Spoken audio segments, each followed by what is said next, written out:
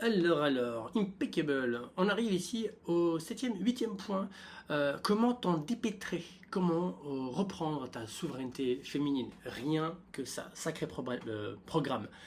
Alors, il y a trois mesures qui vont se transformer en exercice ici pour toi, pour que tu puisses justement te réapproprier en fait l'amour de toi-même. Comment est-ce que tu peux faire ça? Parce que pour moi, la souveraineté féminine, c'est réussir à agir non pas en fonction des autres, mais pour soi. Tu vas me dire, oui, mais attention, Antonio, c'est égoïste d'agir de la sorte. Je te renvoie direct en mode illico Macias à l'atelier, à la vidéo sur la main invisible, sur l'égoïsme généreux qui s'oppose à la générosité égoïste. Ok? Comme ça, au moins, ça te rafraîchit un peu les idées. Donc, la première chose pour t'en dépêtrer, c'est de réussir à mesurer ta propre valeur personnelle. Alors déjà, il faut que tu utilises les bons outils pour réussir à être en capacité de mesurer ta valeur. Première des choses, c'est de bien comprendre que ta valeur intrinsèque n'est pas définie en fonction de la valeur de ton partenaire, ou plutôt de son comportement à lui. Tu vas me dire, oui, mais c'est évident. Oui, je sais que c'est évident. Pour autant, ce n'est pas parce que c'est évident que ça nous empêche de marcher dans le caca. Je te donne un exemple. Typiquement, en début de relation, tu te sens carrément encensé, tu es en fire, tu es en folie, lorsque tu comprends que cet homme, en fait, t'accorde du temps, de l'énergie, qu'il est absolument obsédé, omnibulé par toi, et qu'il ne pense qu'à toi. Donc, quand tu constates tout ça, eh bien, tu es en kiff, parce que tu te dis, en fait, s'il se comporte comme tel envers moi, c'est que j'en vaux la peine. Dès que tu me valides cette hypothèse, c'est que le piège s'est déjà refermé sur toi. Pourquoi? Parce que dès que tu me valides ça, tu me valides également la réciprocité. Quelle est la réciprocité? C'est que quand tu constates que ce monsieur s'éloigne, se raréfie, se détache, s'éloigne de toi et qu'il te montre moins d'intérêt, c'est donc de facto, via la réciprocité, que donc tu en vaux moins la peine. D'ailleurs, c'est ça qui t'insécurise. C'est parce que tu prends pour argent comptant que son comportement définit ta valeur intrinsèque. T'es pas un projet immobilier. T'es pas un projet dans lequel on doit s'investir et plus on investit, plus ça veut dire qu'on y croit. Ça n'a rien à voir. Donc déjà, il faut que tu te détaches de cette première unité de mesure qui est plus que dysfonctionnelle et qui provoque des insécurités en toi. Ça, c'est la première des choses que je voulais voir. Donc, mesurer ta valeur personnelle. Deuxième chose, pour changer cette fois-ci de posture. Eh bien, pour changer de posture, il faut que tu arrives à changer de mindset, d'état d'esprit.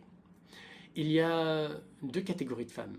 Celles qui vont, dès le début de la relation, vérifier si elles plaisent à leurs prétendants.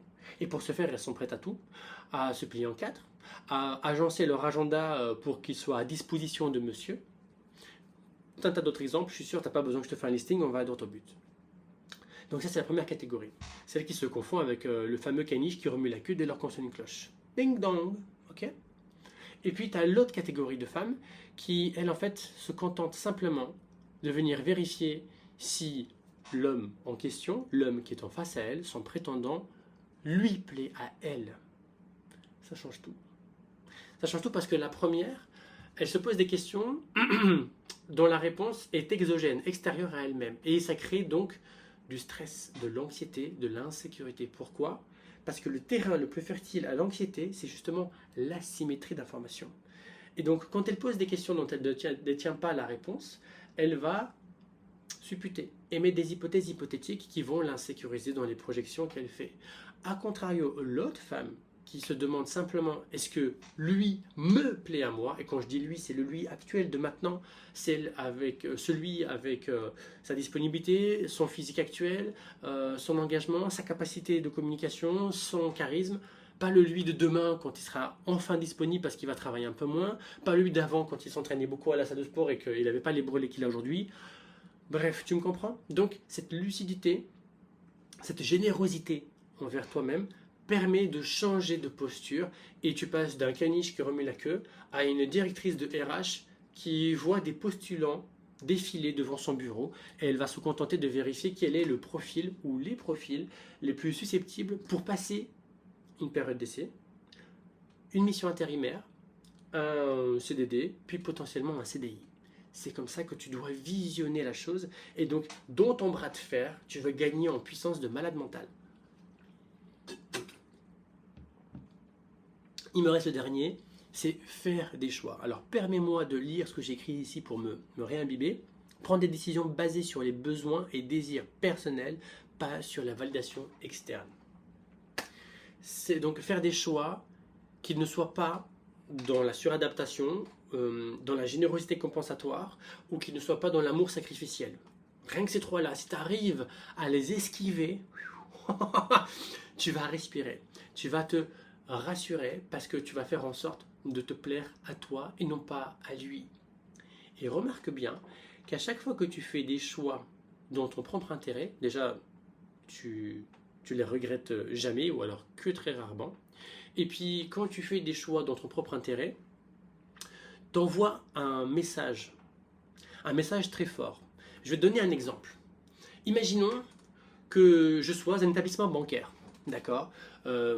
Tu viens, toi, avec ta casquette d'entrepreneuse. Tu te pointes dans mon bureau et tu as fait un dossier extraordinaire pour obtenir, je ne sais pas moi, 1 million d'euros de financement, un crédit. Et je suis à 2 poils de fesses de te dire, génial, franchement, tout ton projet, il est incroyable. J'ai vu ça avec mes responsables, ils sont tous OK pour signer. J'ai plus qu'une seule question à te poser. Combien as-tu déjà investi toi-même dans ton propre projet? Alors là, si tu me dis que tu as investi que dalle, walou, que chi, eh ben moi, en tant qu'établissement bancaire, ça va me poser un gros problème. Parce que si toi, tu ne crois pas en ton projet, autrement dit, tu n'investis pas de l'argent dans ton projet, pour moi, c'est un red flag. Pourquoi est-ce que je vais, moi, mettre 1 million dans ton projet si toi-même, tu ne crois pas en toi et en ton projet? C'est exactement la même chose qui se passe avec les hommes. Si toi, en fait, tu pars du principe que ça serait chouette que eux soient généreux et qu'ils s'investissent à tes côtés, si ça c'est chouette, il faut que tu sois en capacité de l'incarner et de le faire toi en premier lieu. Si tu attends de lui de la considération, du respect, de la bienveillance, de la disponibilité, de la générosité, de la compassion, de l'écoute, toutes ces choses que je viens d'énumérer, tu es déjà, d'ores et déjà, à 100%, 200, 500% éligible et légitime à recevoir ça. Mais pour que tu puisses être un bon réceptacle pour accueillir toutes ces bonnes choses de la vie, tu te dois d'abord de t'entêter à te l'offrir à toi-même. Je me répète, je sais, je me répète, mais c'est pas grave, tu as besoin de l'entendre et c'est par la répétition que la pédagogie s'implémente en toi. D'accord? C'est un peu comme l'hypnose. Moi, je me suis fait hypnotiser pour arrêter la clope. J'ai fumé pendant 7 ans et c'est en lisant Allen Carr, la méthode facile pour arrêter de fumer, qu'en une lecture, j'ai arrêté. Je me suis arrêté, j'étais à 1,5 paquet par jour et du jour au lendemain, j'ai arrêté. Grâce à l'hypnose. Donc, permets-moi de te répéter autant de fois que nécessaire ce que tu as besoin d'entendre pour l'implémenter, l'enraciner au plus profond de ton cerveau. Donc, c'est encore ce dogme que tu as implémenté et qu'on a su sur le coin de l'oreille pendant trop longtemps, de se dire je vais me comporter avec les gens comme j'aimerais que eux se comportent avec moi. C'est faux, c'est pas bon. Ce que tu dois faire, c'est te comporter avec toi-même comme tu aimerais que eux se comportent avec toi. Plus tu vas être dans cette dynamique-là, plus tu vas avoir des métamorphoses, des changements plus que significatifs et rassasiants dans ta vie. Donc voilà, on a vu les 3 postes, mesurer la valeur personnelle, changer la posture avec le mindset et faire des bons choix, autrement dit des choix en adéquation avec tes propres besoins et non pas dans les besoins des réceptacles extérieurs pour que ça vienne ruisseler vers toi.